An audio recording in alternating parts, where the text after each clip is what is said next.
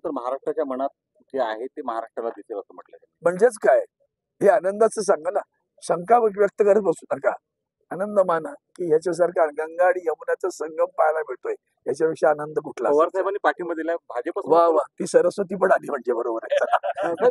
विचारतो सुनील शुक्ला जो आहे भाजपचे नेते, त्यांनी म्हटलं की तुम्ही किती मोर्चे काढा, मुंबईचा महापुरा उत्तर भारतीय असेल पुढचा. घ्या, याच्यावरून मराठी माणसाने समजून घ्या. आता मात्र मी निश्चित पुन्हा एकदा ते वाक्य मी सांगून सांगतोय, मी सतत सांगत राहणार. छातीवर कोरलेले असं ते हृदयावर.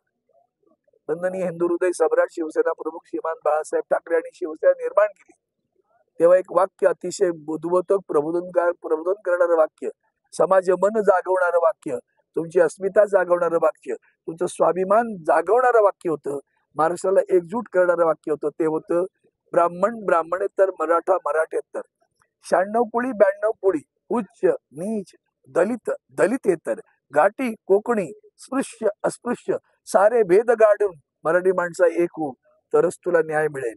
हे वंदनीय शिवसेना प्रमुखांनी 1966 साली सांगितलं.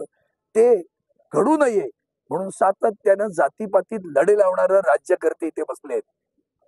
सतत तुमच्यामध्ये भिंती उभ्या करून द्वेष दुश्मनी, धर्माची दुश्मनी, जातीच्या दुश्मनी, जातीच्या भिंती उभं करणारं सरकार इथे बसले. ते छत्रपती शिवरायांना शोभणारं नाही आणि ते बाबासाहेब आंबेडकरांना सुद्धा शोभणार नाही.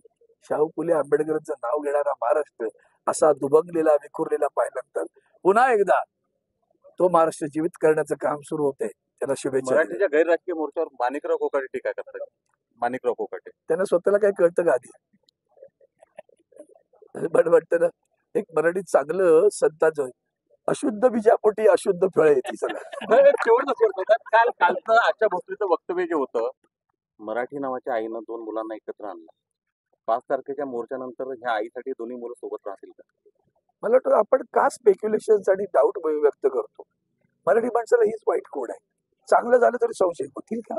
कशाला पाहिजे? आले ना आनंदमान ना, आलेत ना आनंदमान, आनंद द्विगुणित करण्याचं काम त्यांच्या हातात सोडून देते करतील. पुढचा जो रोडमॅप आहे दोन्ही भावांच्या किंवा महाराष्ट्रासाठी एकत्र यायच्या ज्या गोष्टी चालू होत्या, पुढचा रोडमॅप काय असेल दोघा भावांच्या? आज बघा, दोघे एकत्र आले, कोणाला पोटसूळ आलंय तेवढं बघा. तुमच्या चॅनलचाच वापरतोय सध्या दिवस रात्र. हे कुठे आहे, ते कुठे आहे, ते कुठे आहे, कशासाठी? मराठी माणसाचे लाचार तुम्ही बदलात तिथे. महाराष्ट्राची कधी नव्हे ती एवढी लाज देशभर जाते. रोज महाराष्ट्राला हसतात बरं का. महाराष्ट्र लुटला जात आहे, उद्योग पळवले जात आहेत. मराठी भाषेला अभिजात भाषेचा दर्जा द्यायला 10 वर्ष लागली. त्या 10 वर्षात कोणी बोललं नाही. एकमेव शिवसेना उद्धव बाळासाहेब ठाकरे पक्षाचा खासदार अरविंद सावंत 10 वर्ष पाठपुरावा करतात. हिंमत असेल तर दाखवा. आणि मध्येच कोणीतरी इकडे राज्यमंत्री तेवढे होते, उद्या येणार आहे ती, आलं नाही बरं का. नंतर मुंबईतल्या स्टेशनांची नावं बदलण्याचं मी मागणी केली, पुरावे सहित दाखवेन. आजही व्हिडिओ क्लिप उपलब्ध आहे युट्यूबवर. कोणी मागणी केली नाही. मग मध्ये निवडणुकीच्या विधानसभेच्या अगोदर मुंबईभर लावले बोर्ड, आम्ही शहरात स्टेशनची नावं बदलली, मराठी नाव. कुठे गेली? लालबाग नाव कुठे झालं? अजून नाही झालं बरं का. फसवायचं आणि मतं मिळवायची हे यांचे धंदे. सत्तेसाठी काय वाटेल ते करतील. आणि आता तर दिल्लीची तख्त राखत नाही, दिल्ली पुढे ही गुडघे टेकितो, यांचा महाराष्ट्र प्रधान, हे राज्यकर्त्यांचा. ही जे काही सुरू झालंय ना, त्यातून महाराष्ट्राला बाहेर काढण्यासाठी स्वाभिमानी महाराष्ट्राचा आहे. त्या महाराष्ट्राची तुम्ही म्हणाल्याप्रमाणे मराठी माय आहे. छत्रपती शिवाजी महाराजांनी तिला राजभाषेचा दर्जा दिला होता, राजभाषा कोश निर्माण केला होता, ती माझी मराठी. त्या मराठीला सोडून मावशीला भजण्याचं काम हे लोक करतायत. त्या मावशीला आमचा द्वेष नाही. माय बरू आणि मावशी दोघं असंही म्हणतात.